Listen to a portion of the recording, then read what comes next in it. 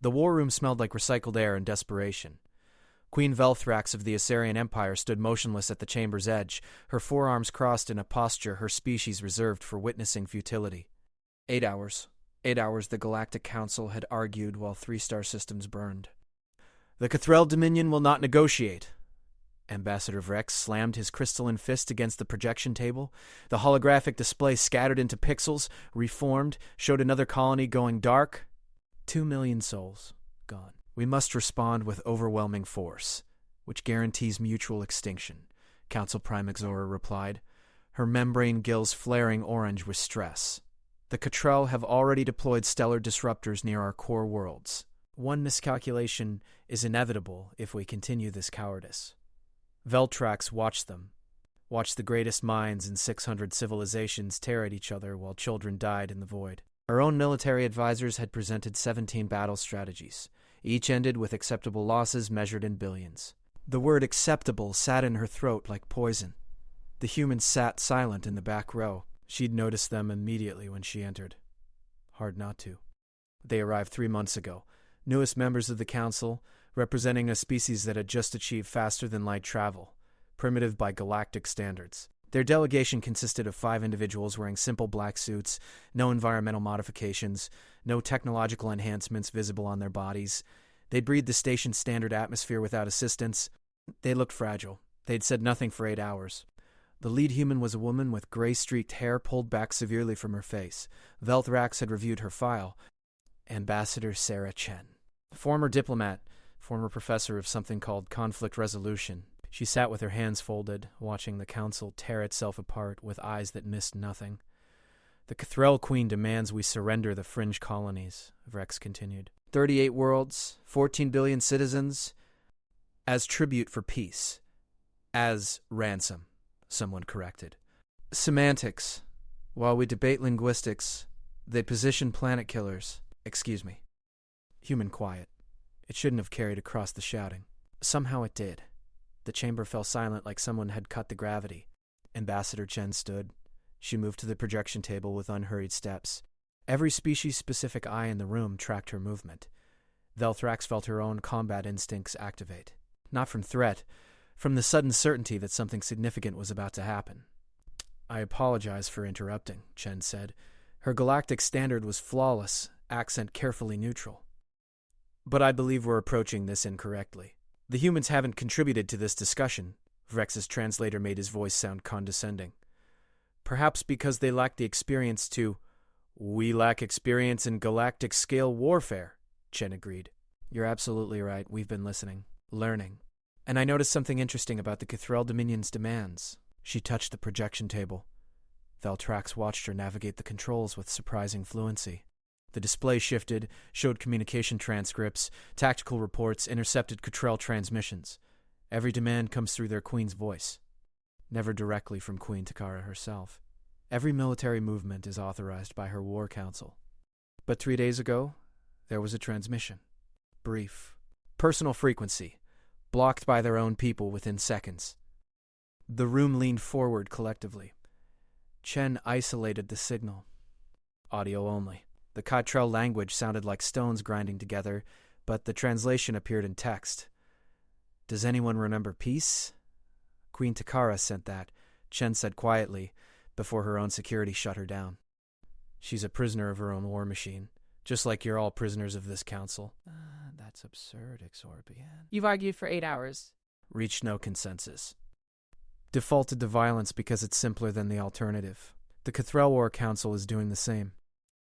2 machines locked in mutual destruction while the people operating them beg for an exit neither can provide. Velthrax felt something shift in her chest. Recognition. What are you proposing? She spoke for the first time that session. Every head turned. When a queen spoke, councils listened. Chen looked at her directly. Human eyes were unsettling. Flat, small, with too much white showing, but they held steady. A conversation, Chen said. Not council to council. Not military to military. Queen to queen. You to Takara. No intermediaries. No war councils. No protocols. Just 2 leaders talking about whether this is really what either of you wants. Impossible, 3 ambassadors said simultaneously. The Cathrel would never allow. They won't, Chen interrupted. Unless we make it impossible for them to refuse. Unless we create a scenario so unexpected, so simple, that their entire machine stops to watch. You're suggesting theater? Velthrak said slowly. I'm suggesting humanity. Real, unscripted contact between two individuals who hold the weight of this war. No scripts. Let the galaxy watch their leaders be people instead of symbols. The chamber erupted. Shouts in 40 languages. Chen stood calm in the storm. Velthrak studied her, this human from a species barely capable of interstellar travel, proposing something no galactic civilization had attempted in 3,000 years. Raw. Unmediated. Dangerous. How? Velthrax asked. The room went silent again. Chen smiled. Small. Sad. Your Majesty, may I show you something from Earth? The private chamber was smaller than Velthrax expected. Humans apparently didn't require vast spaces to demonstrate complex concepts. Chen stood beside a simple holographic projector, one of her aides adjusting settings while another held a small, soft-sided container that occasionally moved. Before I show you anything, Chen said, I need to tell you a story. A true one. About a war on Earth. Velthrax settled into her seated posture, arms arranged formally. I've studied your species' history. You've had thousands of wars. Tens of thousands, Chen corrected. We're exceptionally good at killing each other. But we're also exceptionally good at stopping. Let me tell you about the Christmas truce of 1914. The hologram activated. Primitive by galactic standards. Black and white. Chen's voice carried a historian's cadence as she described World War I, the trenches, the horror, the machinery of death that made human bodies into statistics. Then Christmas Eve came, Chen continued. German soldiers started singing carols. British soldiers sang back. They called unofficial ceasefires, climbed out of the trenches, exchanged gifts, showed photographs, played football, buried their dead together. For one day they remembered they were human beings before they were weapons. And then they went back to killing each other, Velthrak said. Yes, the war continued for 4 more years. Millions died. But that one day proved something essential. Soldiers on both sides wanted peace more than they wanted victory. The war machines dragged them back. Officers threatened court-martials. Governments demanded loyalty. But for one perfect day, regular people chose connection over conflict. A beautiful failure. A proof of concept, Chen corrected. She nodded to her aide. The container opened. Something small emerged. Velthrax's threat assessment activated automatically. Small predator, approximately 4 kilograms, quadrupedal, fur-covered, large eyes, adapted for low-light hunting. Her database matched it instantly. Felis catus, Earth, domesticated. A cat. It was orange with white patches. It looked at Velthrax with complete indifference, yawned, showing impressive teeth, then began grooming itself. This is Marmalade, Chen said. He's not a diplomat, not a weapon, not a symbol. He's just a cat, and he's going to end your war. Velthrax's middle right hand twitched toward her ceremonial blade. You're insane. But I'm also right. May I explain? Against her better judgment, Velthrax gestured permission. Chen picked up Marmalade. The cat allowed this with regal tolerance. 12. Cottrell physiology. I've studied it extensively. Your species and theirs evolved similarly. Apex predators, highly territorial, complex social hierarchies. But there's one detail in Queen Takara's personal file that most people overlook. She pulled up a data screen. Velthrax read it. Reread it. She keeps cave fishers, Velthrax said slowly. Predatory amphibians from Cottrell's northern continent. As pets? As companions? Chen corrected. She hand-raises them from spawn. There are images of her feeding them, playing with them. She names them. There's one called Splashing in Moonlight that she's had for 17 years. It's mentioned in exactly 3 documents, all classified, all from before her war council took control. Velthrax began to understand. The audacity of it struck her like physical force. You want to approach the most powerful military leader in 3 sectors with a cat. I want you to approach her as one leader to another. And I want you to bring Marmalade. Because in every species we've studied, even the most warlike, there's a moment when the battle mask drops. When the person underneath remembers what they're protecting instead of what they're destroying. For humans, that moment often involves animals. The simple, uncomplicated relationship between a living being and something that trusts without agenda. The Cottrell will shoot you before you get within 1,000 kilometers of their queen. They will if we use military channels, diplomatic channels, any official approach. But what if we broadcast it? Public transmission, open frequency. You, walking alone, carrying a cat, requesting to speak with Takara, queen to queen. No weapons.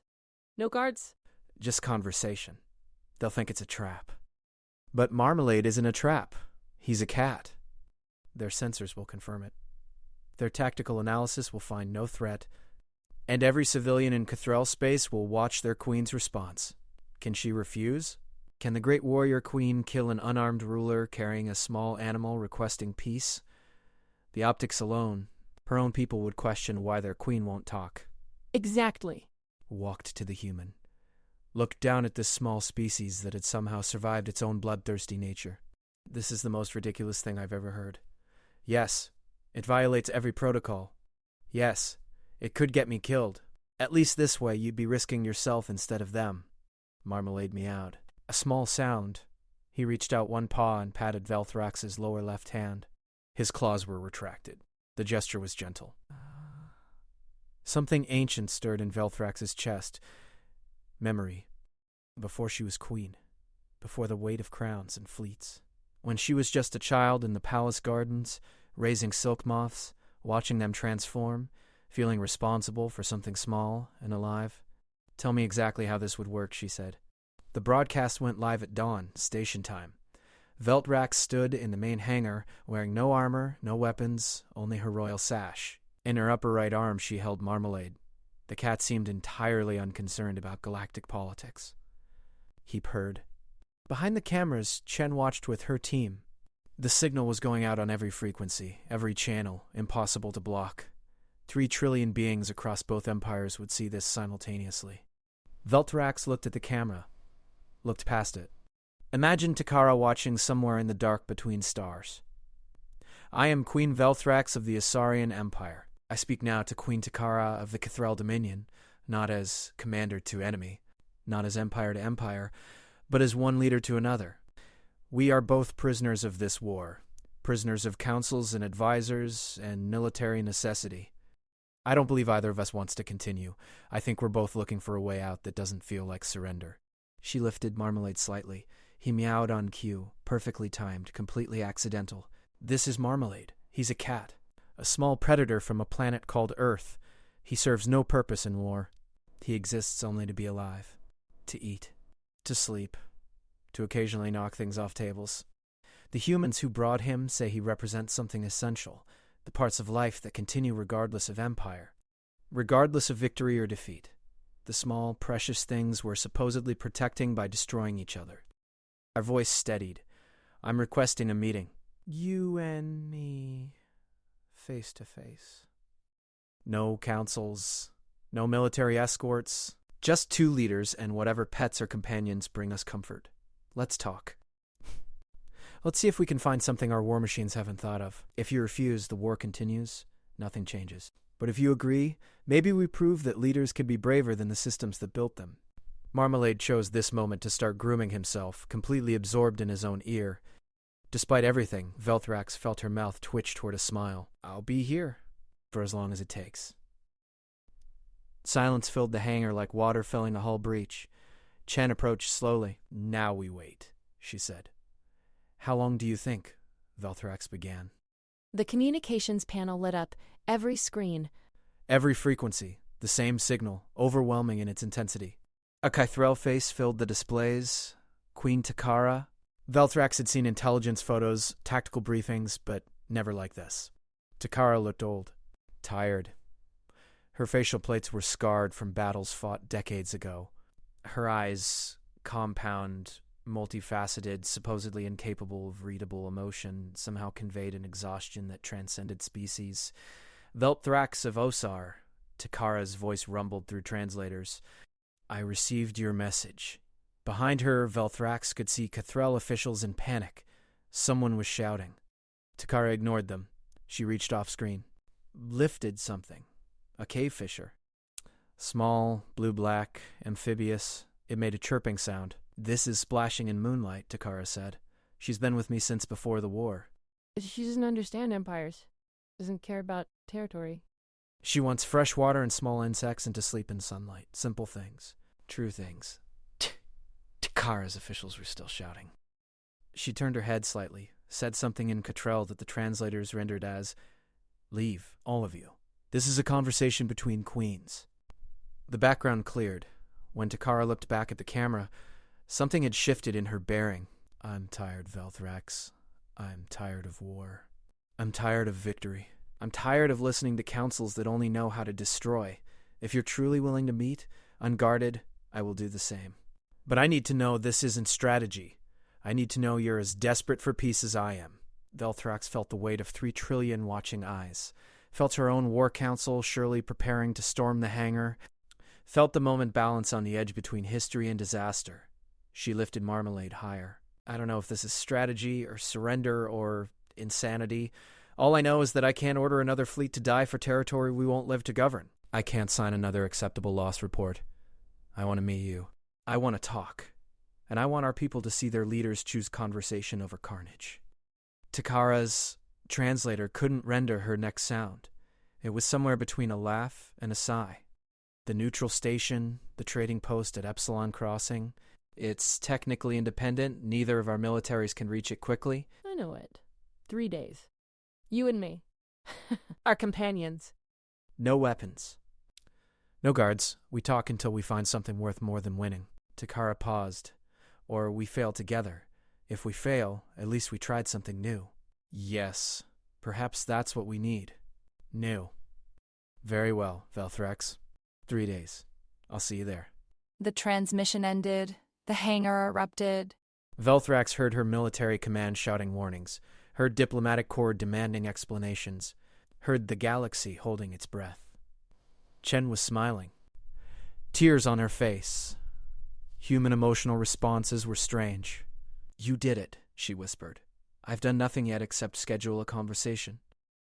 "You've done the hardest thing. You've admitted the war might be wrong. Everything else follows from that." Marmalade meowed, demanding food. In the midst of galactic chaos, he had simple needs. Clear priorities. Velthrax envied him. 3 days to travel to Epsilon Crossing, 3 days for assassination attempts, 3 days for her own government to try stopping her. 3 days for the Cothrell War Council to eliminate Takara and install someone more compliant. 3 days to save or end everything. The ship Velthrax chose was small. Ceremonial. Unarmed. Her advisors called it suicide. Her military command threatened resignation. Her diplomatic corps cited 16 protocols she was violating. She went anyway. Alone except for Marmalade and Chen, who had quietly asked permission to accompany them. "You understand this isn't your war?" Velthrax said as they boarded. No, Chen agreed. "But it's my idea. If it fails, I should be there to see it." Velthrax spent them studying Cathrell history, looking for patterns, trying to understand the species she'd fought for 3 years but never tried knowing. Chen spent her time with Marmalade, maintaining what she called his emotional stability. "He's a cat," Velthrax observed. "He doesn't have complex emotions." "He has extremely complex emotions," Chen corrected, scratching behind his ears. "They're just all about whether he's comfortable. It's refreshing, honestly." Clarity of purpose. On the 3rd day, Epsilon Crossing appeared on their screens. A small station, neutral territory maintained by the independent traders who served both empires. The perfect location for an impossible meeting.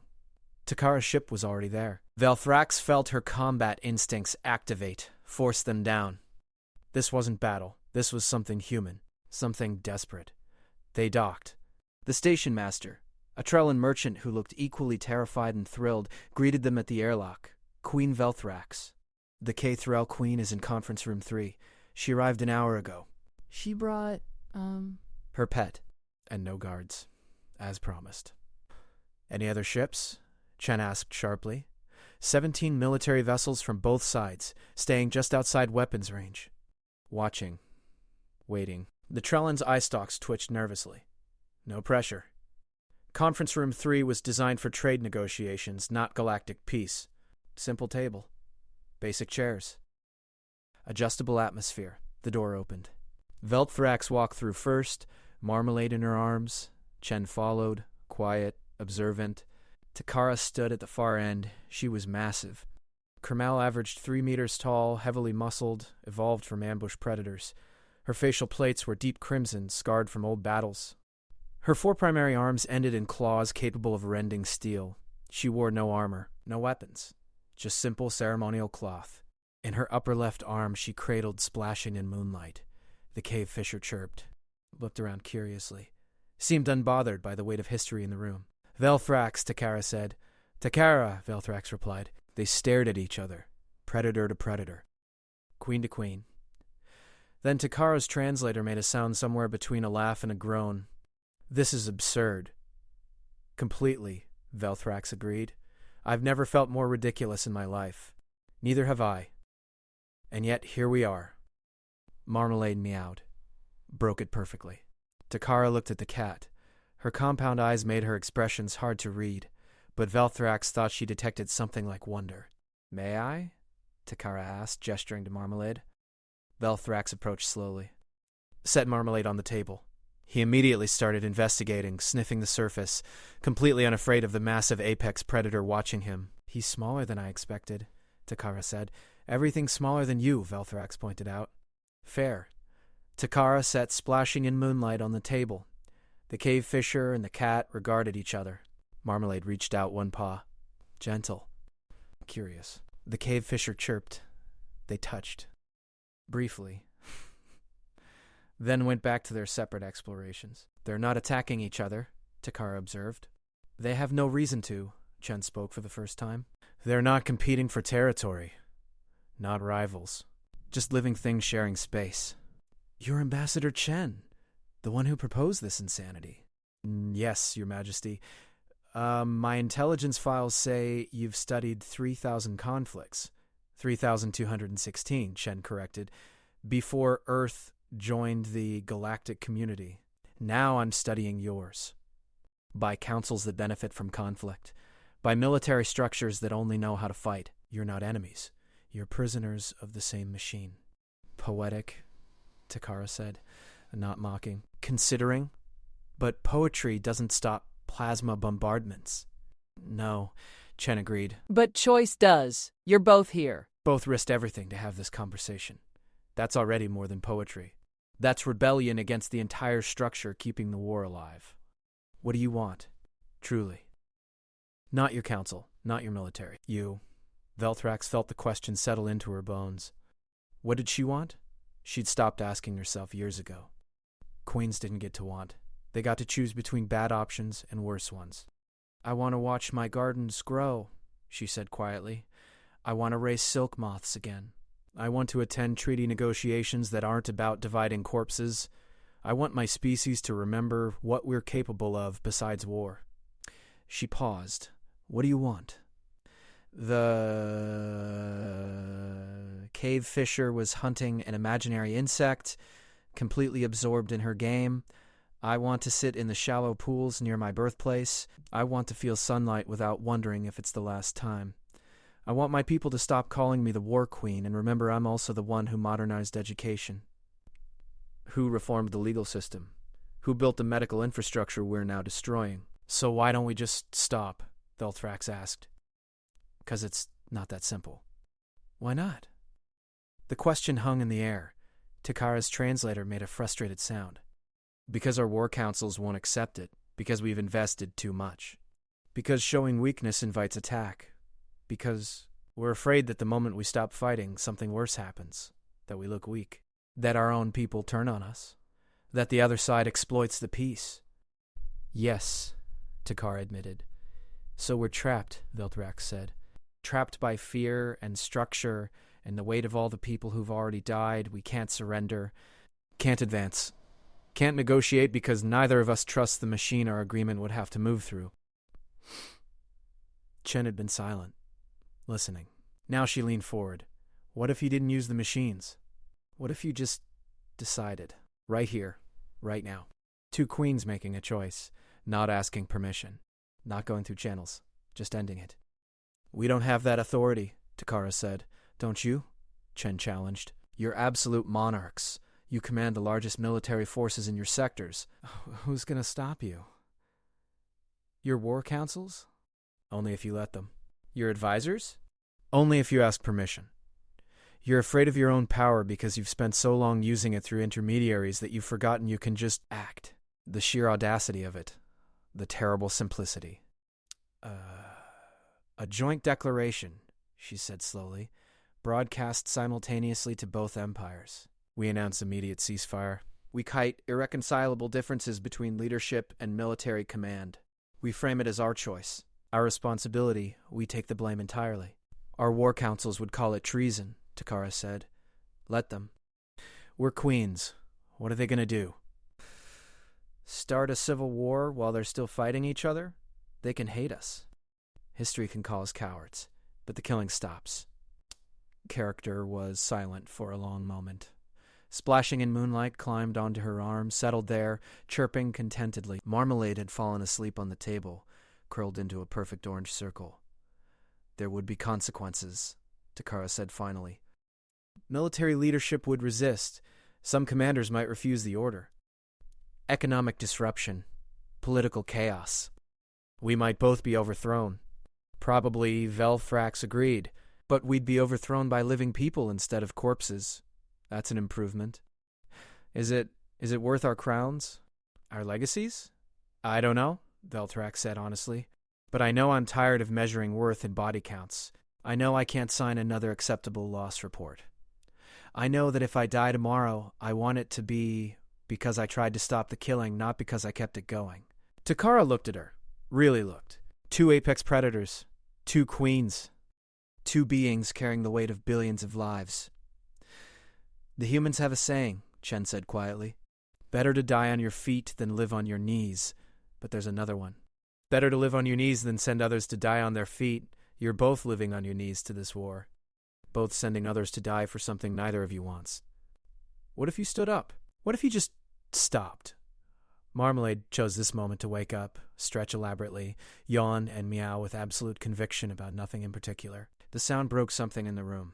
Takara made that sound again, the one somewhere between a laugh and a sigh. A cat is going to end the war, she said. The Cathrel historians will never forgive me. The Asarian ones will write poems about my foolishness, Velthrax replied. We'll be infamous together. Better than being remembered as queens who couldn't stop when they should have. Much better. Without councils or protocols or proper procedure.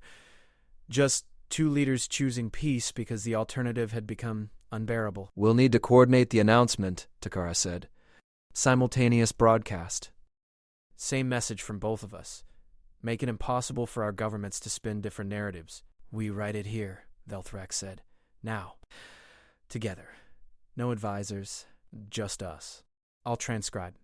You both speak. We'll craft it together, arguing, revising, finding words that worked in both languages. Marmalade and Splashing in Moonlight provided occasional commentary through meows and chirps. Either animal understood the weight of what was happening. Maybe that was better. Maybe that was the point. The final text was simple, brutal, honest.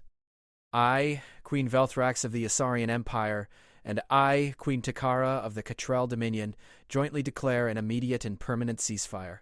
This war has exceeded its purpose. It has consumed resources, lives, and futures we cannot recover. We have met. We have spoken. We have found no reason worth continued bloodshed. Our war councils will protest. Our military commands will cite necessity. Our advisors will claim this is premature. They are wrong.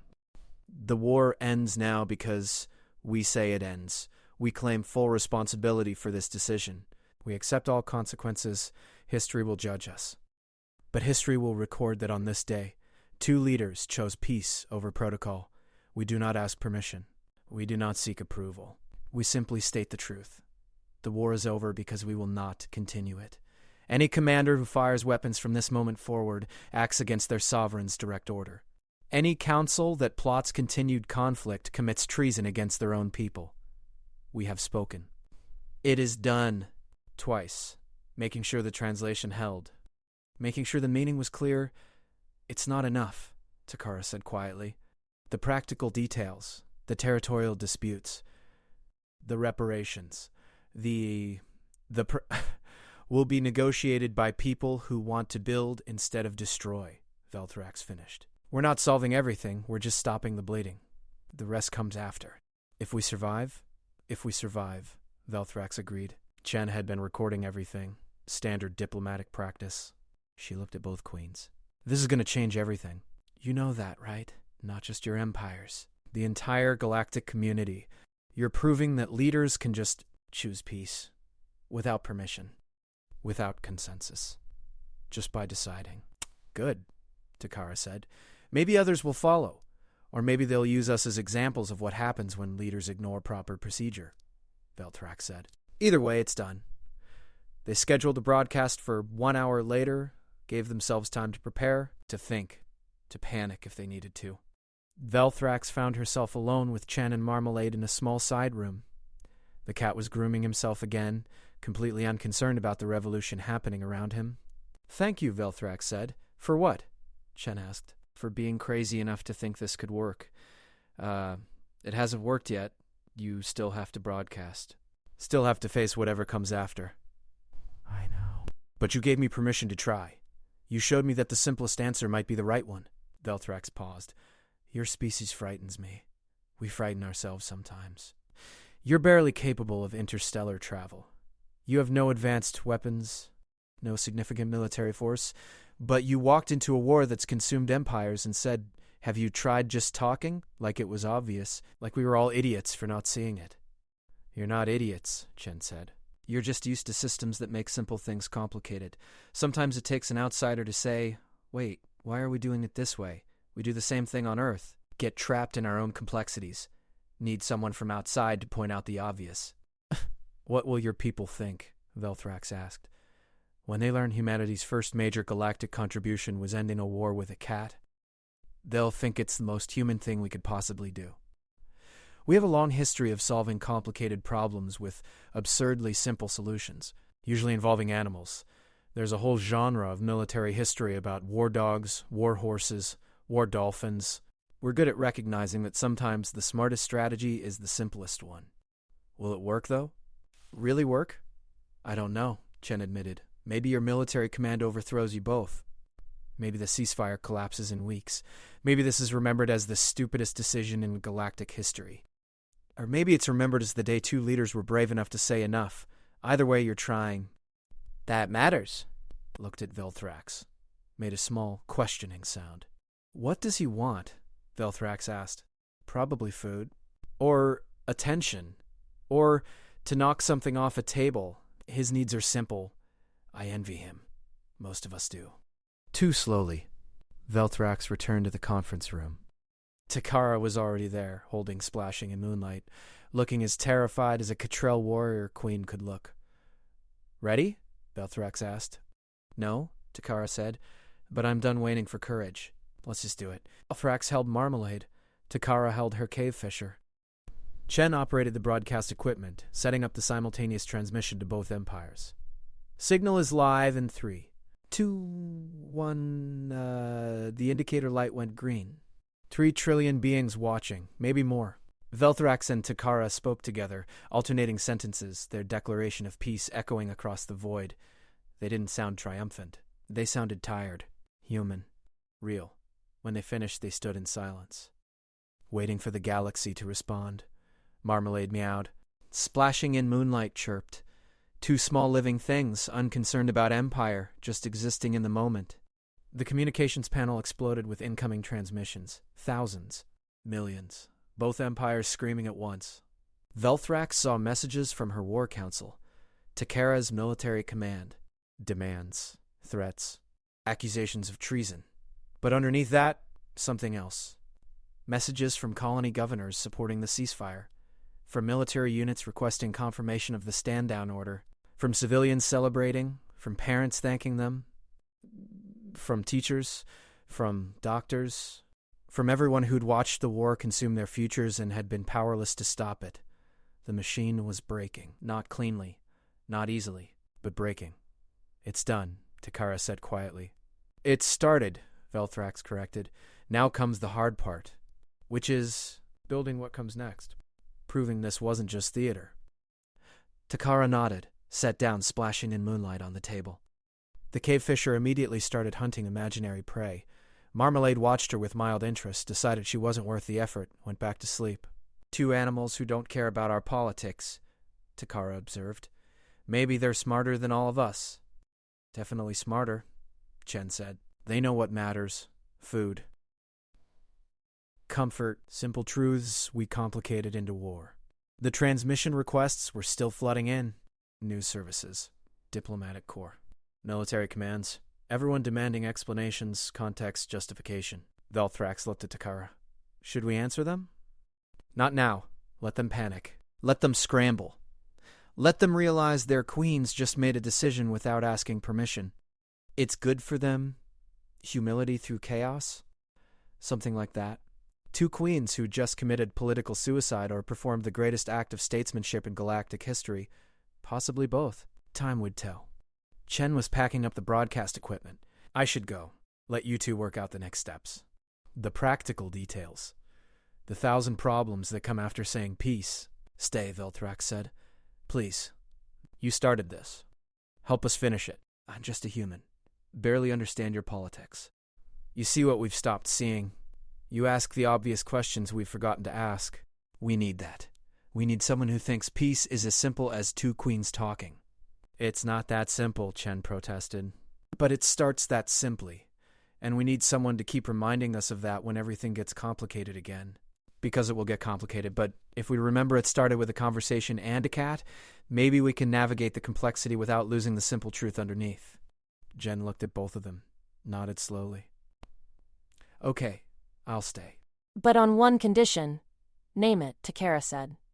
Next time you're about to make a decision that affects billions of lives, you ask yourselves one question first. What would Marmalade do? Velthrax stared at her, started to object, stopped. Because underneath the absurdity was something profound. Marmalade would choose comfort over conflict, food over fighting, sleep over strategy, simple needs, clear priorities. Life over politics. What would Marmalade do, she repeated. That's your diplomatic philosophy? It's a starting point, Chen said. Cats are very good at knowing what they need and pursuing it without apology. If more leaders thought like cats, we'd have fewer wars. The historians are going to hate this so much. Let them, Velthrax said. We're not doing this for historians. We're doing it for the people who get to live instead of die because two queens and a cat decided peace was worth the risk. Marmalade opened one eye, looked at all of them, made a small satisfied sound, closed his eye again, returned to sleep. The war ended because a cat didn't care about empire. Because two queens remembered they were people before they were symbols. Because a human asked the simplest question in the galaxy, have you tried just talking? Outside the station, 17 military vessels from both sides held position, waiting for orders, waiting to see if the peace would hold, waiting to see if history had just changed or if this was just a brief pause before the killing resumed. But inside Conference Room 3 on a small trading station at the edge of everything, two queens and a human and their animal companions sat together in the first real silence since the war began. And for the first time in 3 years, that silence felt like hope instead of dread. The galaxy would remember this day. They would argue about it. Analyze it. Debate whether it was brilliance or madness. Whether the peace lasted or collapsed. Whether Velthrax and Takara were heroes or fools. But none of that mattered in this moment. In this moment, there was only the quiet breathing of beings choosing life over death, conversation over conflict, simple truth over complex machinery. Marmalade purred in his sleep. The sound filled the room like a promise. Like an answer. Like the most revolutionary statement in galactic history. The war was over because it had to be. Because two leaders finally said enough. Because sometimes the greatest act of courage is admitting that continuing is worse than stopping. Because a cat reminded them that some things matter more than victory. And in the end, that was enough.